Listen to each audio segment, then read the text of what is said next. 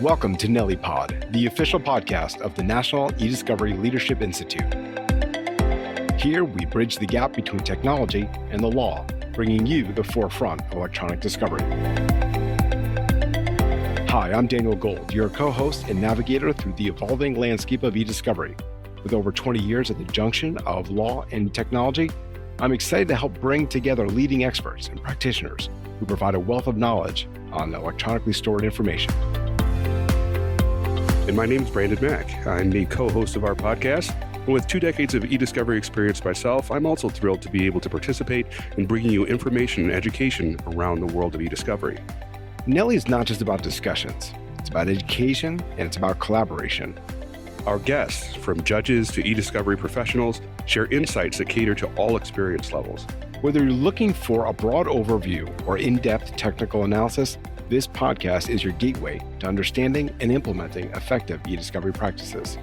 It's important to note that while we engage with some of the brightest minds in the field, the opinions expressed on this podcast are those of the individual guests and the host, and do not necessarily represent the views of their respective employers. We're here because of our passion for eDiscovery and our commitment to providing free, accessible educational content to legal professionals everywhere. Devices, extracting out the wheat from the chaff so that we have the right data going downstream, and mitigating and minimizing all the unnecessary application, computer, and programming type files, as you all know. So that's basically what we do. I'm a kind of a talking head. I do a lot of education, a lot of CLEs, a lot of presentations, supposed to be a closer of business, but kind of a 30,000 foot guy. I don't really handle a ton of things day in and day out, kind of get put out on the frontier. So if you see any arrows in my back, that's why. It's good to know. Thanks for that description and for introducing us to how you run things there at Purpose. You know, one of the things that I noticed about your background is you're a certified private investigator. You've done work both on the criminal and the civil side. I think for a lot of us who are familiar with forensics in the context of eDiscovery, we think of it primarily with civil discovery. Can you talk a little bit about how your experience in the criminal side and your experience as an investigator, how do those influence the way in which you handle what we would see as the typical forensics work we do in civil discovery? Yeah, I come to forensics a little bit of a curved way. I just got back from Greece with my wife and 3 daughters. If you go there, none of the roads are straight. I mean, they are all hairpin turns everywhere. My son-in-law decided I should be one of the drivers, not sure why. But I think it's very similar to my kind of path to forensics that I've taken, because really I came there as an investigator. I started in the federal government. I was a banker for years and years, and then segued into the Resolution Trust Corporation, which shut down S&L, savings and loans, and securities companies back in the late 80s, early 90s.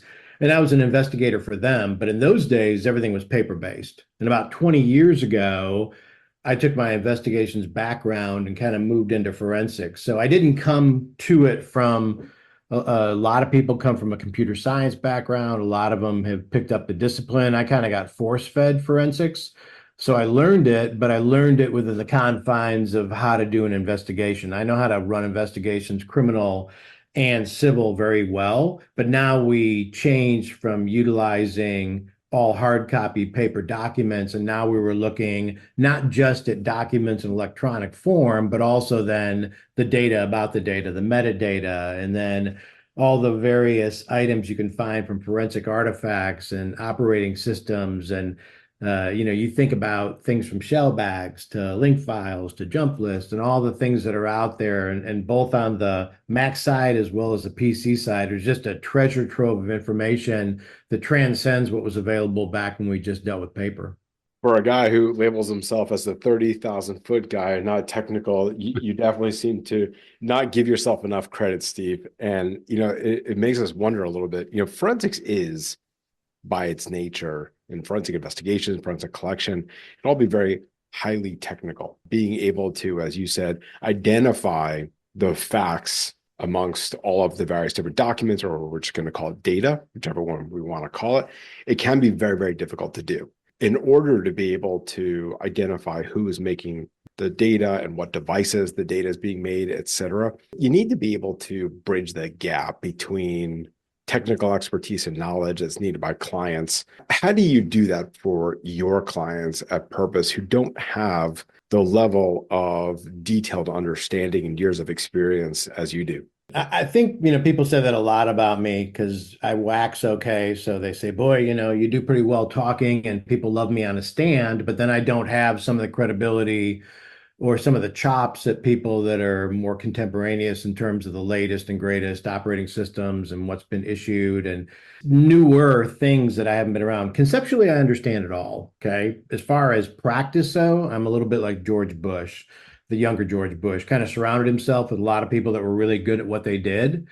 So you need to understand it because you need to be able to convey it. And I had a person from Toyota National came up to me after a presentation one day and he said, the good thing about you, not that you're particularly smart or impressive, but you do a really good job of explaining things to laymen. And I think that is the key, Daniel. I think the ability, because everyone's smart, right? Lawyers are smart, but they may not be hyper technical about data. Talking yesterday, I looked at some questions that Brandon was talking about, and there's a lot out there that begs a lot of issues like structured data, right? Structured data versus unstructured data, which to us that are semi-scientific, we understand what that means. A lot of practitioners, they don't care. They see the GUI or the mobile user interface and they look and say, well, grab me that document, even though we know it may not exist in that format without piecing it together from various locations. So you have to be able to educate and you have to be able to understand where someone's going. It's what my wife always says, like, how long is it going to take to get there? And I'm like, well, where are we going? First thing, like once you tell me where we're going, I can do a better job of explaining best practices and how to get there. And I think the same's true with forensics is understanding that what they want is really an end goal. So whenever they come to me and say, I've got 10 gig of data, I'm like, do you? I mean, maybe you do, maybe you don't. I don't know. But let's talk about what your end goal is. And once you tell me your end goal, then I kind of take a step back and think about, what time frame does it cover? Who are the people, the custodians that might be involved? And then what data sources and physical devices might come into play that might be salient, might have probative value. And then once you do that, you have, you put your chain link fence around it. You've kind of created the confines of what you're going to be dealing with. And then you start to eat the elephant. Then you start to take bite by bite to try to get to the solution. But you got to have the answer. You can't solve an equation without having either all the variables and the constants or having the answer. You have to have one or the other. So if you have the answer in terms of the goal of the investigation, then we can start to fill in with how do you get there. One of the things you mentioned there was you were talking about there are others who are more contemporaneous and they might know the latest and greatest operating systems and things like that. What are the big things that you've seen in the world of forensics and the time that you've been in the industry, even prior to touching it in the format of eDiscovery, the technical side of what forensics is? What have you seen change the most over the last 10, 15 years? I think that the great thing about forensics are people like you. The great thing about forensics are the community that we have. You guys have made a bond and you want to do a podcast. That's really cool. You want to talk about latest and greatest in eDiscovery and forensics and different topics. The forensics community is very much like that. It's very open. It's not cloistered. It's not shut out. It's an environment where you don't need to know everything because you can't. So there's a ton of sharing going on. So to me, it's parallel. There's more and more information. I mean, things like shell bags and jump list and link files and things like that are newer artifacts. They move the residency of data with deleted content within the iPhone like a year or two ago. Apple Security did, right? And I didn't know that until someone told me about it. So if you read and you meet and you go to conferences, you learn as much as you give at any of these things you do.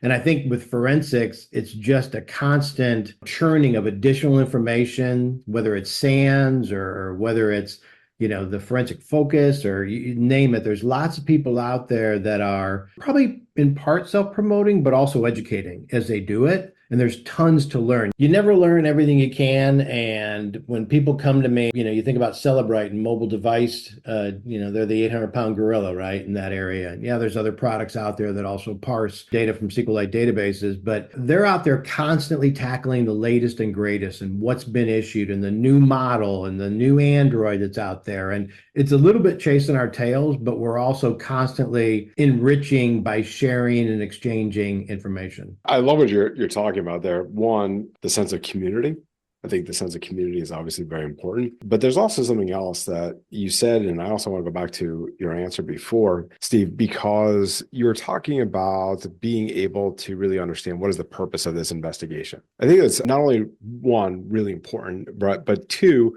understanding the purpose of the investigation, like, hey, I need to go collect from 3 custodians. Okay, well, what does that mean? Or like you said before, I think I've got 10 gigs of data. Well, do you really? But then you layer on the challenges that you didn't have 20 years ago. Frankly, you didn't have 10 years ago. I need to go to get this data from these custodians. They've got mobile phones. Okay, but now there's a litany of questions. Did they use WhatsApp? Did they use Signal? Were there any other ephemeral messaging apps? Which iOS device? Did they have iOS sync on or not sync on? Which Android operating system model is it? Which device? What hardware? So we go on and ask various different questions. The ability to be able to be well informed today is different than it was. And you're talking about, well, the community is really good, but even when you're talking with your clients, you have to be able to get to a point where it's like, all right, let's understand the heart of it and let's understand more about who is communicating with who. Do you find yourself asking more questions today than you ever did? I said that yesterday in a presentation, that sometimes all I do is ask questions in presentations. I don't provide very many answers. And you just stole about 80% of my presentation at NeLI this year. It's on third-party apps. And it's great, Daniel, because think about it. Like, people will say to you, we want to collect from a mobile device. To us, that's like, okay, you've given me like 1/30 of the information necessary. A mobile device is great. Well, first of all, iOS or Android, okay? And then like what model make and operating system is it running? And is it the latest, greatest? And then is it third-party apps, right? And then we talk about 2 linchpin or foundational things to me that I use all the time. I don't know that I coined them, but I came up with them one day a few years ago, which is residency of data and redundancy of data. So residency of data, exactly what you think it is, where it lives, right? Does it live on the physical device? Does it actually live in a browser somewhere that you have to go through a desktop to get to? Is it in the cloud? Is it in a sync or a backup? So residency is one thing, but then redundancy is equally important. Talk about ephemeral messaging platforms and Discord and Signal and Telegram and things like that. Like it's there one minute and it's not the next. Well, is that because of a configuration and setting? Were there any interim syncs or backups where you could get data that did exist? There's other questions out there. And is it encrypted peer-to-peer? Is it encrypted where it lands? Is it decrypted by Apple because Apple development makes you do that? It's like there's a whole bunch of questions to ask. And so when people say, I want to get text messages off a phone, I actually have a list of 6 questions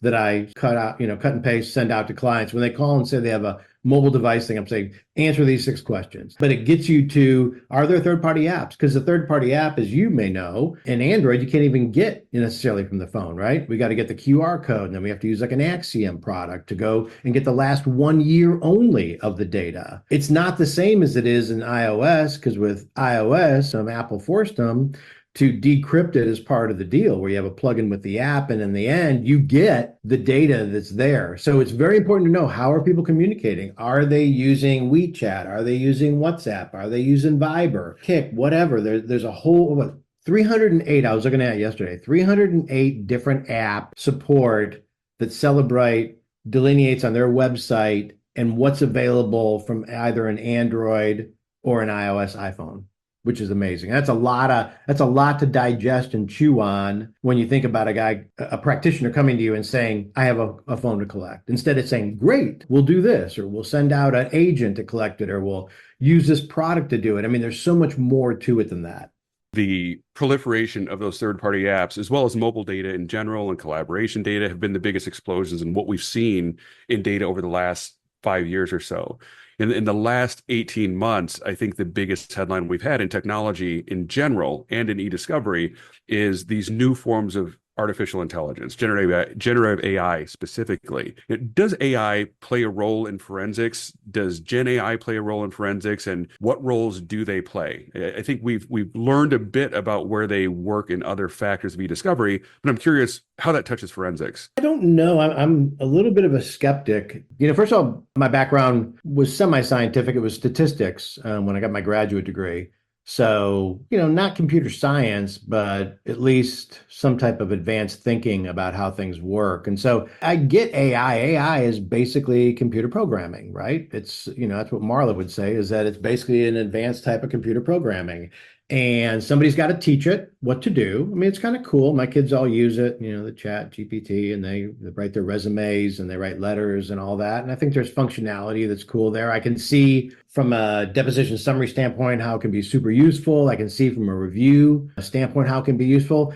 From a forensic standpoint, currently, I don't know that I've seen it be super useful, maybe in terms of making suggestions, but is that better than Socratic thinking? I don't know that it is. I don't know that I'm seeing application of it today beyond, I mean, just like when you go to Amazon and you pop up, and yesterday I was buying, blinds. So everything I see are blinds for my steel door across the house because that's what they know you were looking at. Or when I get on to see what the flight is going to cost me to go to San Francisco to go see Everlaw. And so I didn't buy it. Next day I come up and all I got is in my inbox and my email is stuff about San Francisco flights. So I get it. I get that it's out there. I get that it's used. I don't see it in my life currently, and this is really jaundiced, but I've been around a long time, doing this a long time. I think we'll see application and functionality and use of it in eDiscovery, but I have a huge concern, not concern, but I just wonder how much it's going to be adopted by the courts. You think we're slow? Think about the court system. Some of them are still doing paper filings, and they haven't even got to electronic filings. And now you're going to put on them like we're all having an agreement. They can't even do a meet and confer barely in terms of agreement on data types, and now we're going to throw generative AI at them. I think that's why a lot of the big review platforms, some haven't rushed to lay out what it is as much as they're starting to build a foundational understanding of how it might be used in the future. So I just don't know how fast it'll be applied. Well, and that actually leads into a follow-up question for me as you were talking. One of the other things that I think about it is we are slow as an industry. The legal industry is slow, and therefore the eDiscovery industry is a little bit slow following after that, the courts, of course. But the places that aren't slow, the world of corporate America, where we're seeing adoption of these tools much, much more quickly than we're doing it in our industry. So for instance, Microsoft Copilot baked into everyone's 365 now. People are starting to experiment with it. And I am on a weekly basis making discoveries about the different types of artifacts that tools like this create. Have you given thought to what does it look like for a forensics practitioner to start trying to map out and figure out what new data types are being generated by the types of tools that we're looking at that use generative AI? And do corporations really know what they're doing when they're using these or implementing them? I think it's true of any tool or technique that you acquire. Do you know what you're doing, or is it the Lamborghini sitting in the garage in New York City and it never gets used? Like a lot of people go out and buy products and then they don't, they use 180 of the ability of the product only. They use the bare bones of it, and they wonder why they spend so much. Corporations are adopting faster. But I don't know that corporations are necessarily always the best decision makers when it comes to acquisition of technology and choices. I've always told people, let us make those choices. Let us be the ones that test 20 and 30 and 50 different products and pick the best of the market, because we all know that something that works today may not work tomorrow. There are products, and I'm not going to name them, that work in a tremendous fashion to gather information from social media or from mobile devices. And then all of a sudden an API changes and all of a sudden it doesn't work anymore. And so you can cast aspersions and say, well, that's a cruddy product. I don't think so. I mean, I think we're as much an art as we are a science. I don't like people taking the position of I'm going to, invest in this platform, or I'm going to, invest in this engine or this tool, whatever it is, and then things change, the wind blows a different direction, and all of a sudden it's not doing what you thought it could do.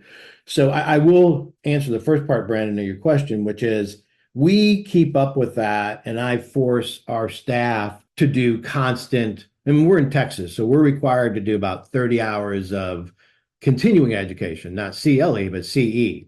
So we've got to do continuing education. So I force our people, or at least suggest, that we use that across the year. Instead of worrying about the private investigator's license at the end of the year, let's worry about our education, about what's out there, what we don't know, the hill beyond the hill that we're not even aware of yet. Let's find out what's going on. And that's one of the topical areas that literally we discuss. We have a morning meeting every day at 8 a.m. where we go over the 50 to 100 cases we're working on. And we don't talk about each one of it and obviously in detail, because you could never finish the meeting.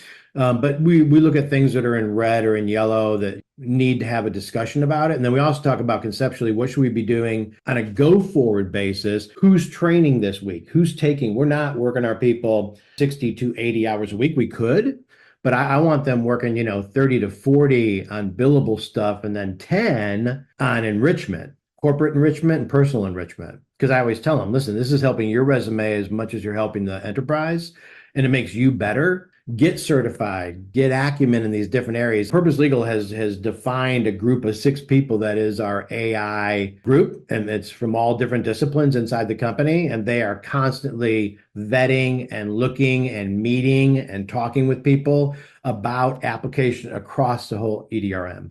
This idea of contribution is great because defining one's value based on just upon utilization alone, doesn't really define or give a holistic approach to how the individual is helping. And it sounds like their purpose, you are living with intention, living with purpose, and making sure everyone's up to date. I think that's fantastic. I'm going to dovetail on something that you said, and also Brandon asked you as well. Not to stick with Gen AI, but I'm going to stick with Gen AI just for a second. I'm curious, when a custodian is inputting something into their phone, it's discoverable, potentially. When somebody's inputting something into their work computer, it's potentially discoverable. When we're inputting something into a generative AI tool, wouldn't you agree that it could potentially be discoverable? I.e., let's say a custodian says, I want to know how I can rip off my employer. I want to know how I can come up with a RICO scheme in which I am not going to get in any trouble. Then I guess the question becomes really twofold, Steve, because we're entering this inflection point in this industry. It's all brand new. One, do the prompts become discoverable? Number two, does the AI tool, those that created it, do they then become potential custodians as well? Because their large language model gave an answer which could potentially put the company at risk and jeopardy. I would analogize the first half of the question, which is the prompts or the input or the queries. I think that's no different than browser history. So think about, like, how do you build a bomb, or how do I rip off my boss, or how do I steal data without someone seeing a USB connected? So yeah, those are not dissimilar. Now you're using a large language model to ingest it instead of using a browser. So I think those are synonymous. And so yes, absolutely discoverable. As far as reverse engineering the way a certain generative AI product works, that's a bigger task. I think you have a lot of fights about that. You will not have an agreement and meet and confer on that. I think intellectually, yes, I think that's an area of interest. I think we've seen, and I think last year at NeLI, we talked about, somebody was talking about this idea that some of these AI products were quoting case law that didn't exist, right? It was the whole, what do they call it? Not phantom or ghosting, but what's the hallucinations? Hallucinations, yeah. Yeah, the hallucinations, right? And they were talking about that concept, and it was literally, they had like case law that someone else then relied on that case law in a brief, and didn't check their sightings and all that. And they're like, the other side called them. They're like, this isn't a real case, don't you?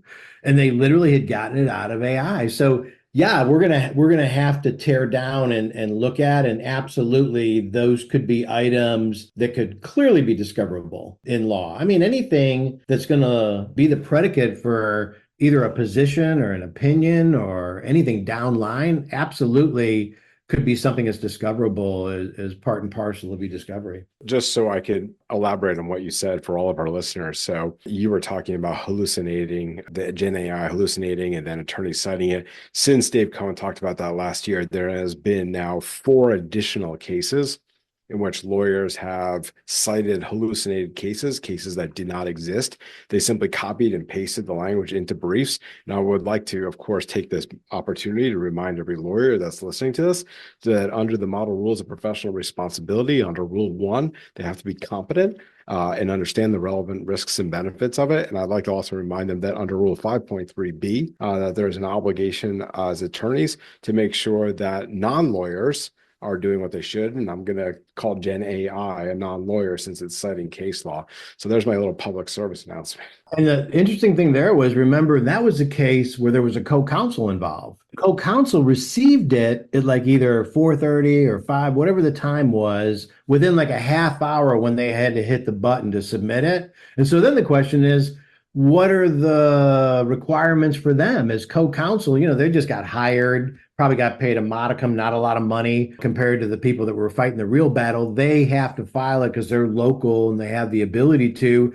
Do they take the word of someone else that's done a brief in the last 15 minutes when they receive it? And we all know we were making jokes earlier today about, what's going to happen later today, Friday at 5 o'clock, what's going to happen to each one of us.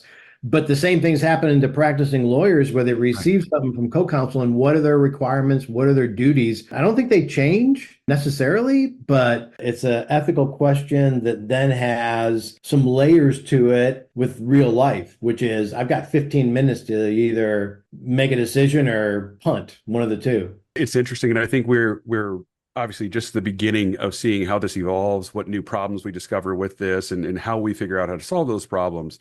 But I'm curious as well, if we rewind the clock a bit, take Gen AI out of the picture, just your general, you mentioned corporations and how quickly they might be adopting Gen AI or whether they know what they're getting and things like that. In your experience in working with large organizations, where do you see, as a forensics practitioner, the biggest issues with how people and how organizations understand what it really means to take care of their data, how they store it, how they map it? Where do you see the biggest pitfalls that you've had to deal with your clients?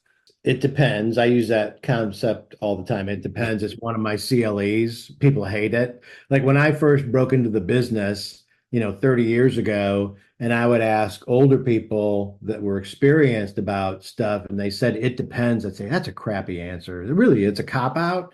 Just take a stance, black or white, whatever you want to say. Don't gray me to death. Tell me what you think the answer is. And they're like, well, it depends. I'm like, well, and then all of a sudden I've adopted that. And so now I've become that guy that says it depends because it does. Just like Daniel's comment about all the litany of different things with a mobile device, right? Third-party apps and geo stuff, and whether it's on this OS platform or whether it's in an Android, and whether the data is resident there or it's just syncing and mirroring, just like an email might be. There's so many layers to it. And I think the same thing goes for an answer to this question, which with corporation, like a buddy of mine called us coming back from the gym and he's like, hey, you do me a favor, talk to this guy down in Houston. He's got a ransomware deal. Can you be any help? And I was like, yeah, maybe. So I got him on the phone. He got me his IT guy. And I'm like, so tell me, this is a 1,000-person company manufacturing. Said, tell me about your, backup stuff, how you, redundancy and, what you do in case of, DR, disaster recovery. And he's like, we're getting there. We're going to, implement something here soon. And I'm like,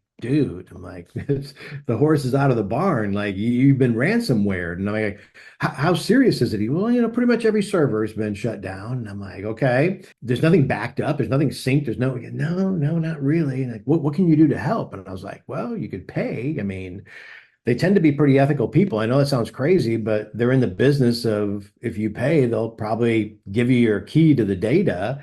But we were able to figure out something which was interesting. We actually went in, found email archives, and were able to strip all the attachments out of the email archive and rebuild in large part the server system. Because no one just creates an email a document for the fun of it. Like all of us create documents, or I can send it to you guys, have you review it, send it back, we collab on it, whatever. And so we're able to deal with it. So there's a corporation where the answer is they ain't sophisticated at all. Like that's bad. That's an F. You get an F on that one, F minus, because you didn't even have basic redundancy. There's other ones that have got everything under the sun, but don't kid yourself, and you all should know this as well as I do. There is no one who's immune. We can all pretend there is, but there's these things called humans involved, and humans are really average. Like we make mistakes all the time, but humans are humans. Malware has hit the biggest companies, the biggest corporations, the biggest service providers, and anyone who runs around and says, oh, we're immune, we've got all the firewalls, we've got all the installation of malware protection. Do you though? Because tailgating in the old days where we followed people into buildings is still allowed electronically. And there's almost no way. What you really need to do is redundancy. I don't think you can build the fortress good enough. Corporations may fancy themselves that they have all the solutions, they have all the abilities to stop the bad guys, and they may get all the red lights and the green lights on their logging stuff. But I would submit that anyone that employs humans, that you have that element that you cannot control at the same level. It was a very roundabout way to answer the question. I don't think there's a uniform answer across. I don't think it's predicated only on size of company.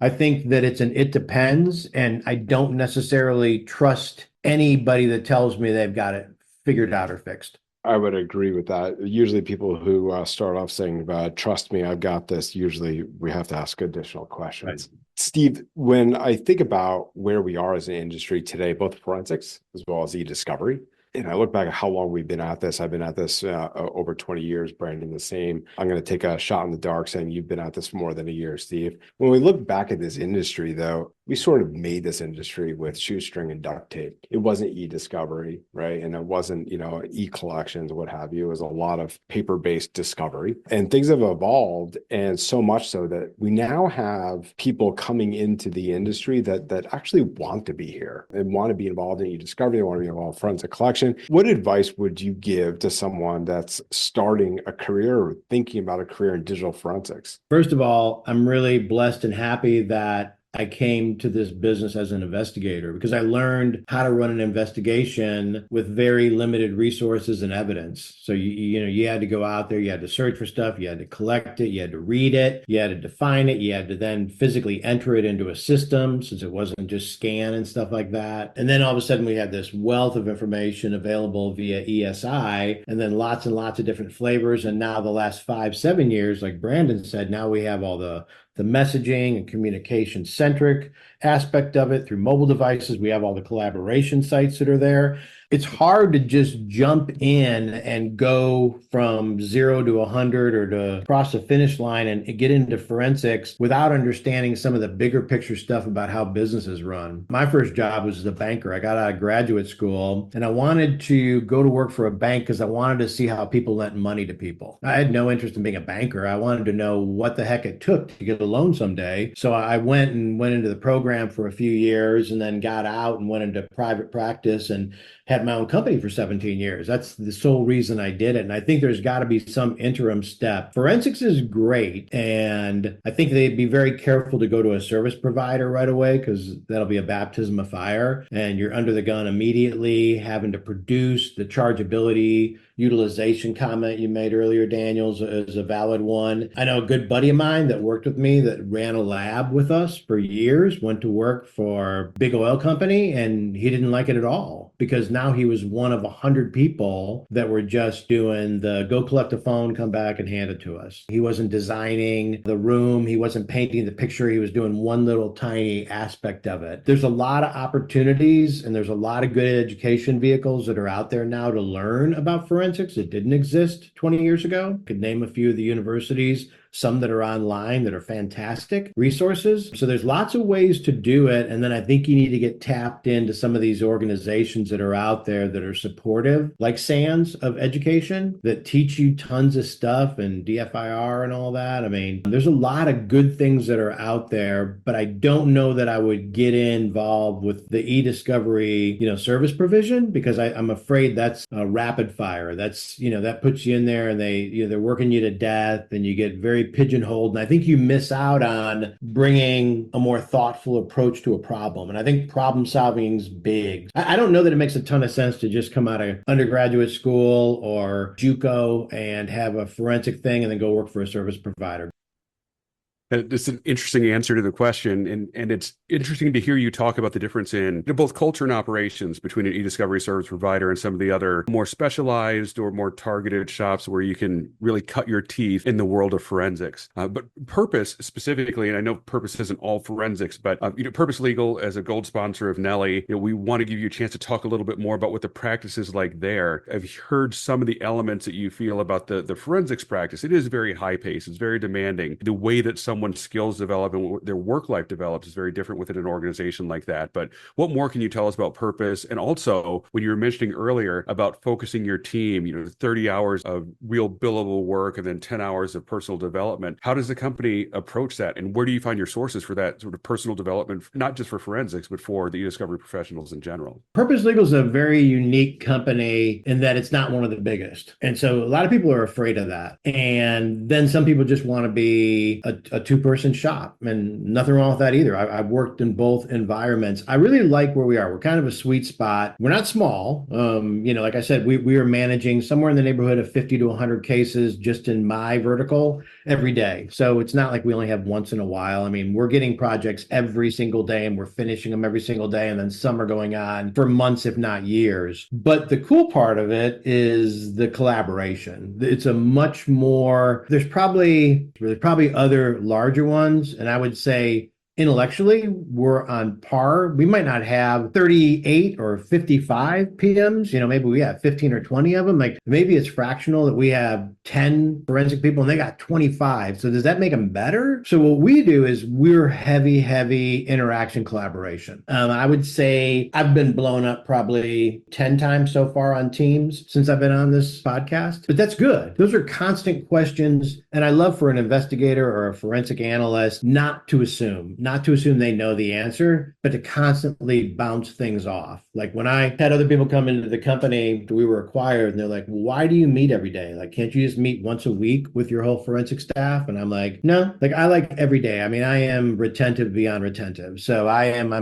people call that old school. I just think it's paying attention. And I love being involved, not too much, but I love hearing what's going on and then throwing out a tidbit or having people throw tidbits at me. I learn stuff from my kids all the time. They're like, Dad, don't do it this way, do it this way. And I'm like, okay, cool. I think all of us need to have that self-deprecation and the willingness to listen to others and learn from others. So I think collaboration is great. I think Purpose Legal leads the league in being open-minded. The CEO and the president both are of that mind. I mean, the president, Chris Taylor, he has a lot of opinions, and he's also the first one to listen to somebody else. He'll call together 8 or 10 people in a meeting and get other people's opinions. I love that. And I think that's where we shine, is our willingness not to assume we know. But I always wanted to be authoritative. I always wanted to be able to be the one they came to. And what I'm learning is it's people that have experiences, and that may be an 18-year-old that has tremendous experiences that you can learn from. And I think we do that really well at our company. We don't have a rinse repeat model where we've already decided. A lot of times we're brainstorming. What would be the best way to solve this problem? Do we have to go outside? We were on a call that I interrupted, that I got off of dealing with sales to come join y'all. And basically one of the things that was said is, don't be afraid to talk to your counterparts in the industry. I don't care if it's sales. I don't care if it's forensics. I don't care if it's operations. One of the people that runs our operations department was implementing a new way for project managers and pods. And they talked to one of the other biggest players in the market about the foibles, the upside, the downside of it. I think that type of introspection and that type of willingness to be learning all the time and not just educating is crucial for success. There are so many tidbits here, Steve, for so many people, irrespective of what they do in this profession. And we can't thank you enough for being here. We can't thank you enough for being a gold sponsor of the NeLI conference. Can you tell us, Steve, where do people find you? Where do they find Purpose Legal? I'm pretty easy to find. Steve D at purposelegal.io. They now have that. Anybody that looks on LinkedIn will find me. If you look for Steve Davis, look for the gray-haired guy and you'll find him. Available to chat. I love having more people to be able to say hey to. A pandemic was crushing to me. It's crushing to a lot of people in a lot of different ways in a very serious manner, but it was also crushing personally to me because I don't go like, I'm not Pigpen where I just go from pile to pile and the dust is all going. I don't like to go to every single show, but I love learning. And I find that everywhere I go, whether it's something that's not necessarily in my bailiwick and I'm learning about something that's brand new, like AI, if I go to an Everlaw thing and I sit there and listen to what they're saying, I'm learning stuff that I never knew. I'm not going to be the biggest proponent of it one way or the other, but I'm learning something that I didn't know before. And I love that about getting on podcasts. I love that about meeting people. I love that having a drink and talking to somebody about what they're doing and, what's the highlight of your day? What's a bad part of your day? So it's a blessing. It's fun for me, and I appreciate the opportunity. Well, this has been a great conversation. Steve Davis, thanks again. All right. Have a great day. If you've enjoyed our discussion and want to learn more, don't forget to subscribe to our podcast on your favorite streaming platform. We're here to help you stay on top of the latest trends and developments in eDiscovery. We'd love to hear your thoughts and questions about today's topic. Reach out to us via our social media channels or email us directly. Your feedback makes our program stronger and more attuned to the topics you care about in the world of legal technology. Remember, all the resources and insights shared today are aimed at enhancing your practice and understanding of eDiscovery. Join us next time on NeLI Pod as we continue to bring you expert knowledge and lively discussions. Until then, keep innovating, keep discovering, and keep pushing the boundaries of legal technology. Thank you for listening, and we'll see you next time.